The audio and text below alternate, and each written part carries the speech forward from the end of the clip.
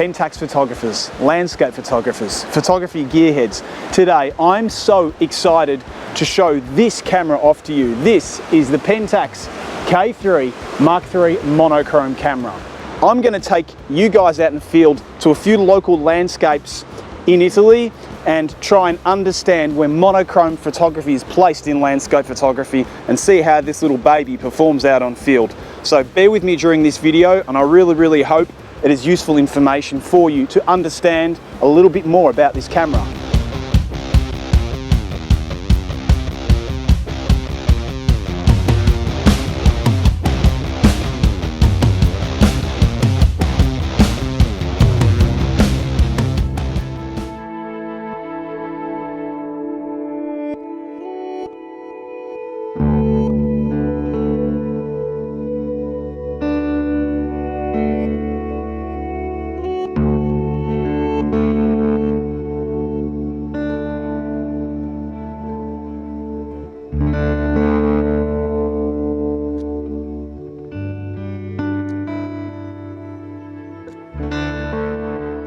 So ergonomically, the camera it's pretty much the same. Look, the only thing that really changes is this Pentax writing that's here. It's like an off grey as compared to the other camera, which is white, but everything else is identical as the K3.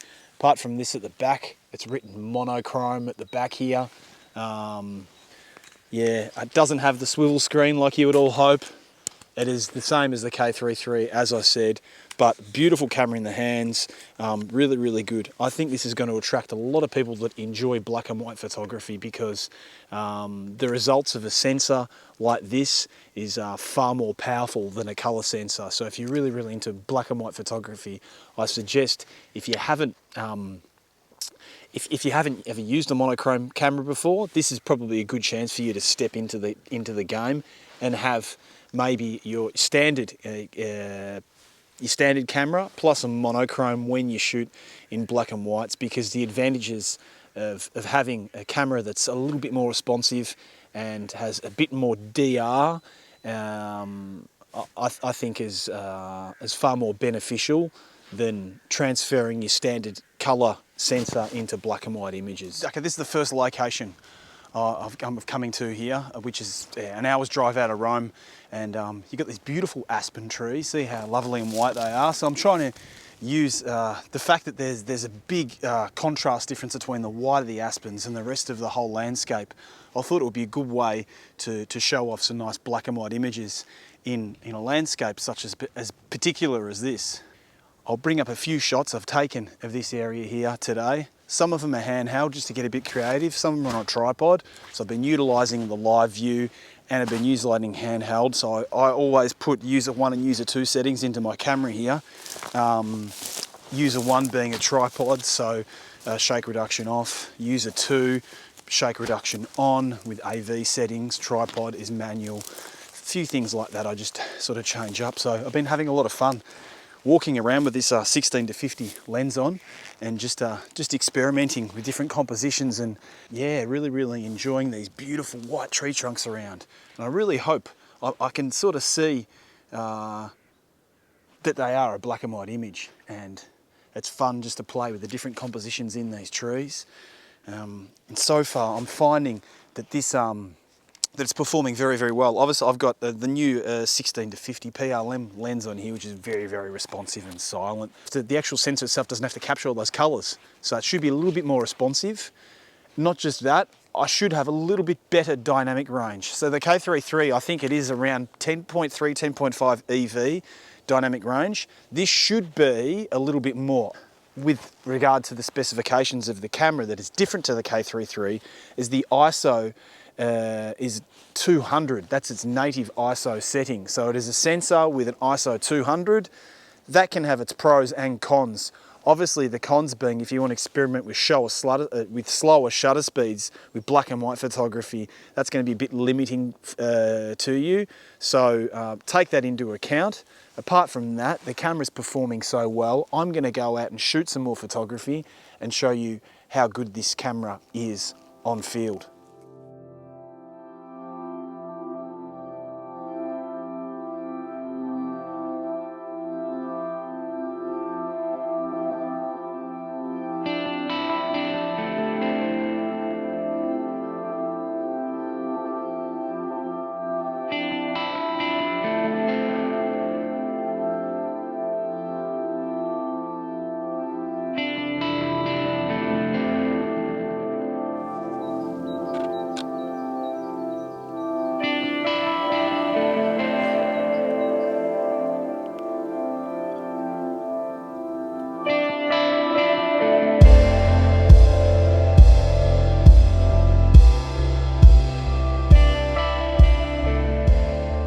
is I'm going to try and push the ISO on this a little bit more to see how far it can go.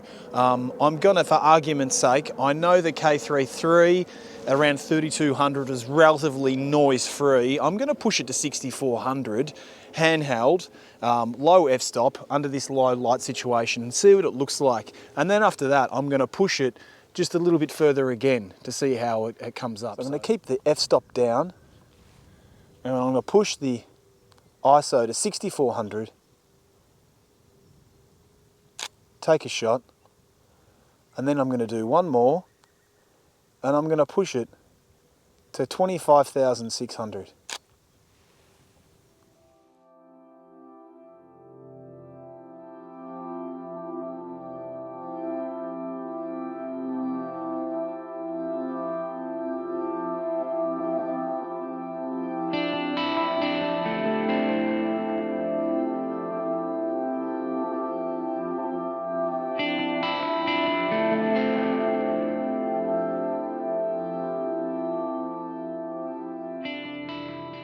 So after seeing those landscapes that I captured in that beautiful area, today I've decided to go to another area.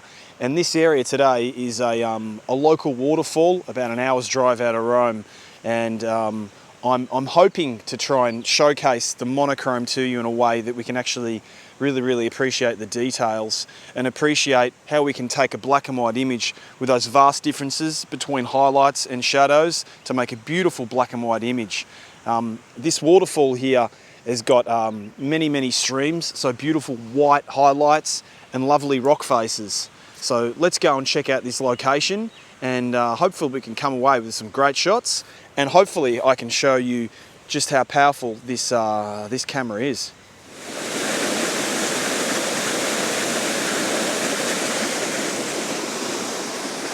You see this beautiful rock face here? Those streams of water coming down, and then you've got the sun coming through and shining on the waterfall there. Normally in colour photography, I wouldn't take that type of photo because it's just blown out highlights and it's just not pleasing in a colour photo. But I'm finding after shooting with this monochrome for a few days that this type of photography where these extreme highlights and these extreme shadows sort of fight against each other makes for really nice photography. I've got these beautiful rock faces here with all the details in them. So I'm taking a couple of shots at around ISO 800 at about f5 and I'm underexposing so I don't blow the highlights in the water hitting the waterfall there. And I'm going to try and bring all these shadows out, but I'm going to see sort of how powerful the dynamic range in this sensor is by bringing the details out in those shadows.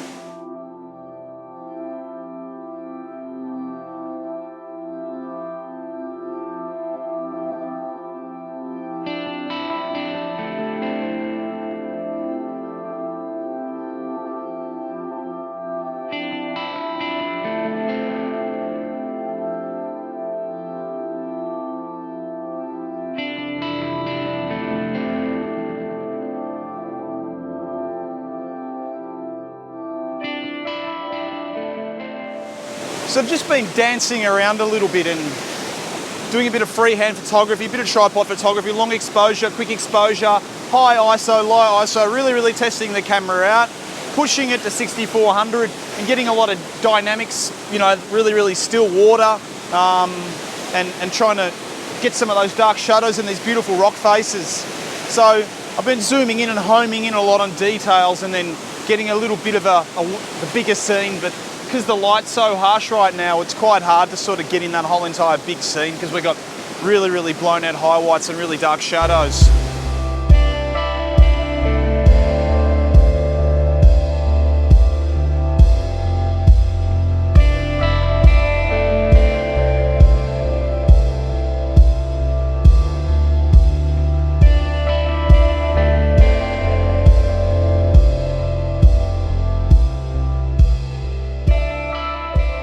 So as you can see, I've been sort of scouting around and capturing these details of certain parts of the scene, things that have attracted me, and really happy with how the camera's performing. As I said on location last time, this camera performs pretty much the same as the K3III Mark III. Maybe, I'm not sure if it's because I'm using the PLM lens more so than often, but even with the other lenses I'm using, I'm finding it slightly more responsive. I'm not an expert with black and white. Since having this camera, and I've only taken it out on a few occasions, I'm starting to appreciate what black and white photography is. You know, these monochrome cameras, apart from the performance that they play on field with regard, as compared to a standard colour sensor, you begin to understand and appreciate what it is that's attracting you to black and white photography. And it's these extremes in shadows and highlights that sort of come in harmony together, that attract a photograph, that make a nice photograph. Hopefully, in the images I've taken, I can actually demonstrate that black and white photography does have its place in landscape photography.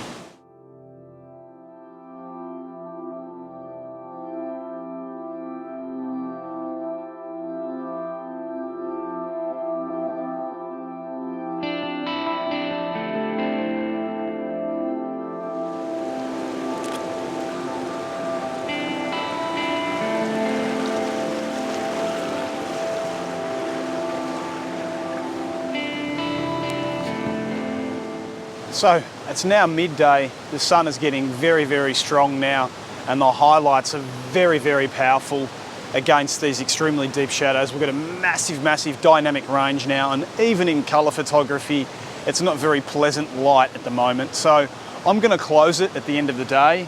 It's been great to come out here and visit this area and appreciate this landscape with monochrome photography. I've got one take-home message. After using this camera out on field for 3 days, I can tell you that I was very skeptical about monochrome, something I've never done before. I'm very, very, very attracted to colour in my photography. I love not so much saturated colour, but I love harmony between colours. I love how the colour wheel sort of mixes colours together. So when I was asked to test out this new camera on field, in the beginning I was quite skeptical to begin with. But I must admit, I've learned a lot. If you look at the fact that, as I've said before, about a monochrome camera, how it performs better on field for many reasons, such as DR, ISO performance and response on field, it is very, very powerful. But it is limiting because we're only capturing monochrome, black and white. Now, as a creative photographer like myself, that should be a bad thing. But after being forced to use this camera on field the last couple of days, I've understood that in landscape photography, it's not always about colour. There is this brilliant harmony between highlights and shadows, and the contrasts and how these tones and how they mix together to make a black and white image. It's very, very different from colour photography. It's very, very different.